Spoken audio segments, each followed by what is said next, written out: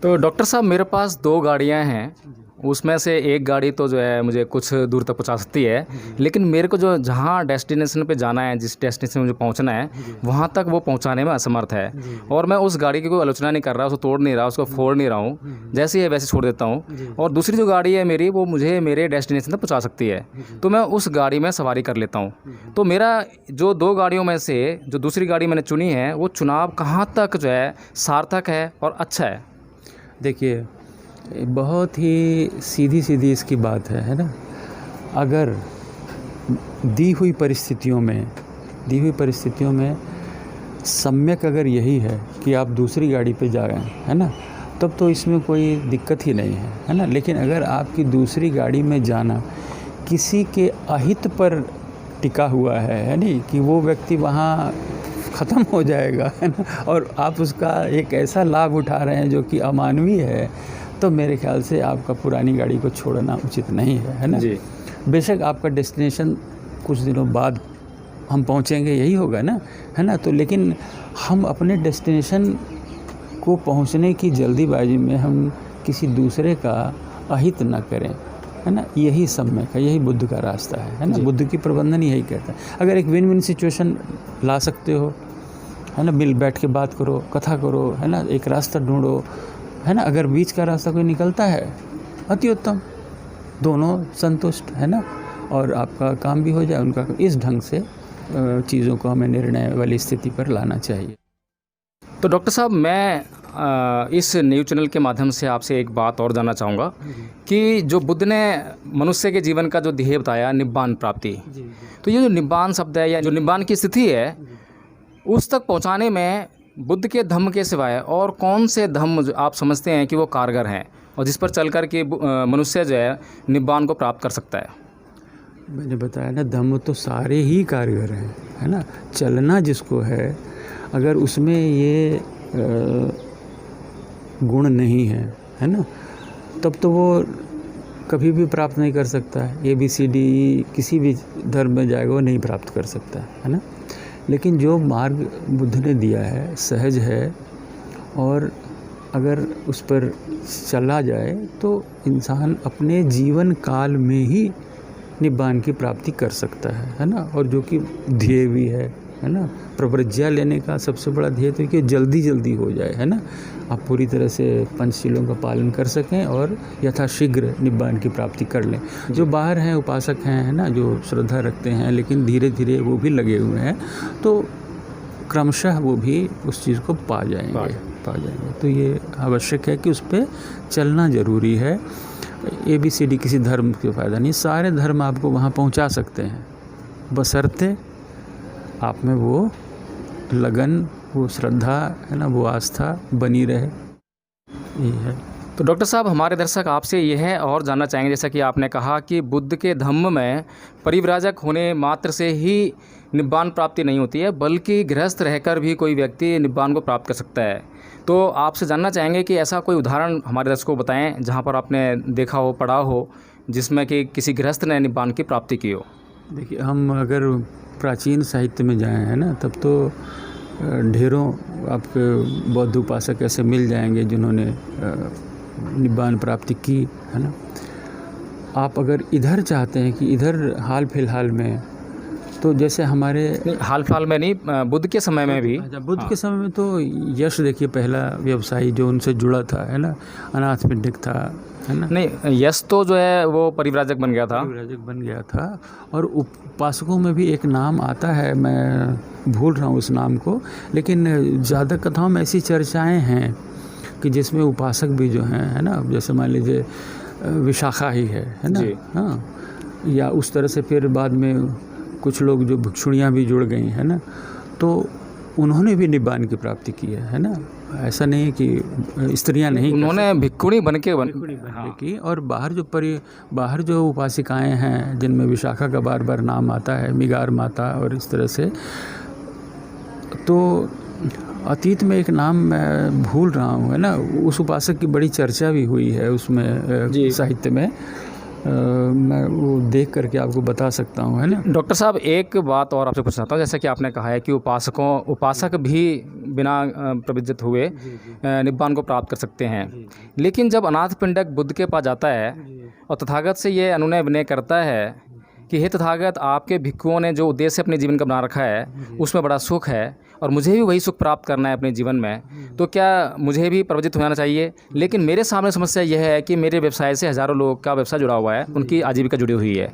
यदि मैं परिव्राजक बन जाता हूँ तो मेरे परिव्राजक बनने के बाद उनकी रोजी रोटी पर संकट आ खड़ा होगा। तब बुद्ध उसे कहते हैं कि हालांकि कोई उपासक गृहस्थ रहकर निब्बान को प्राप्त नहीं कर सकता है, लेकिन तुम्हें, क्योंकि तुम्हारे व्यवसाय के ऊपर हज़ारों लोगों की आजीविका टिकी हुई है, इसलिए तुम्हें अपने व्यवसाय की ओर ध्यान केंद्रित करना चाहिए और गृहस्थ रहकर ही धर्म का लाभ प्राप्त करना चाहिए। जी।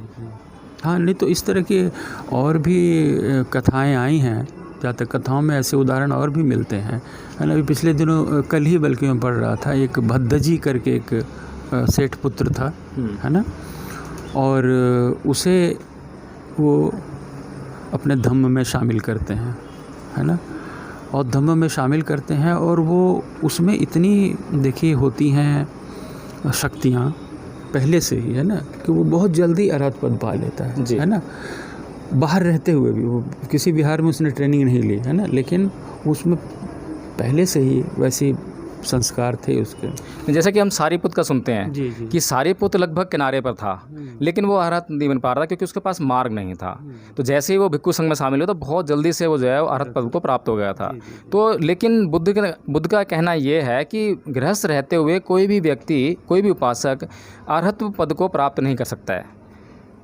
नहीं, ये मेरा आपसे सवाल है। जी, नहीं ऐसा नहीं है। अरहत पद को प्राप्त करने वाले उपासक हैं जो गृहस्थ होते हुए उन्होंने पद पाया। मैं आपको निकाल के किताब से बता सकता हूँ, इस तरह से की कथा आई है। धम्म पद में भी हम चाहेंगे कि आप इस पर एक अपना वीडियो बनाकर अपने यूट्यूब चैनल पर जो डालेंगे। हाँ, जरूर डालूँगा मैं कालांतर में, है ना, इस पर वो उस कथा को भी दूंगा। लेकिन कल जो कथा मेरी नज़र से गुजरी है, मैं उसकी चर्चा अगर कहते हैं आप तो मैं कर देता हूँ। उसका देखिए, उसमें मैनेजमेंट वाली कौन सी बात थी, क्योंकि मुझसे लोग पूछते हैं कि भाई इसमें मैनेजमेंट की कौन सी समस्या है। हुआ ये कि भद्दजी को जब इन्होंने अपने शामिल कर लिया तो वहाँ एक नियम ये था कि जो अस्थविर हैं, है ना, जैसे कोई नया प्रव्रजित होता है तो वो सम्मान में खड़ा हो जाता है, यानी दूसरा कोई अस्थविर आता है जो उनसे सीनियर है तो खड़ा हो जाता है।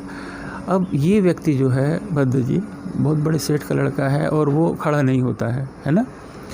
अब ये जो है इसलिए उनके कारण बनता है उनके कोप का, है ना। अस्तवीर गुस्सा करते हैं कि ये क्यों नहीं हुआ, मतलब इसको इतनी अकल नहीं है और इसको भगवान बुद्ध इतना प्रश्रय दे रहे हैं।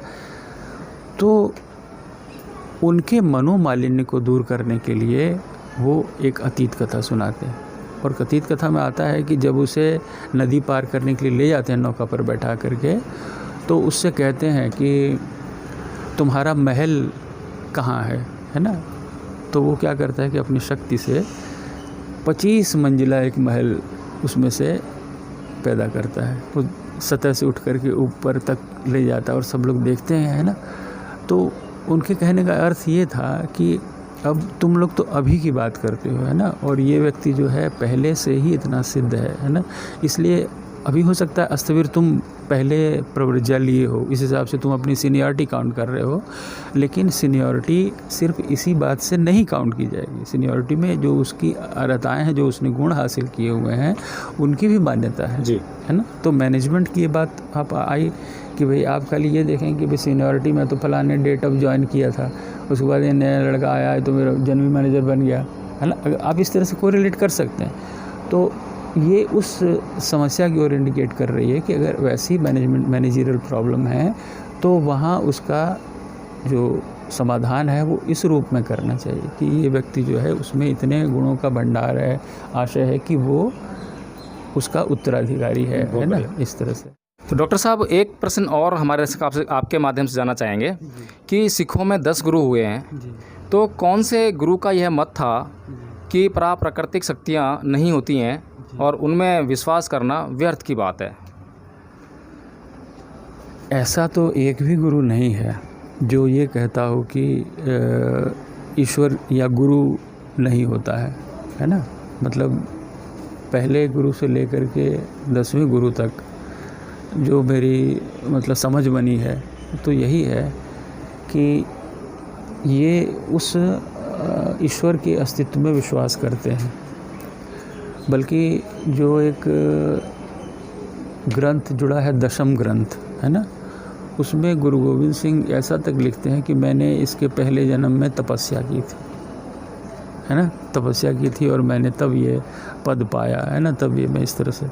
तो ये बड़ी ऐसी बातें हैं पर बहुत ज़्यादा मैं अपने आप को नहीं उलझाता, है ना, क्योंकि ऐसे प्रश्न है जिसका अब कोई उत्तर सटीक नहीं है ना।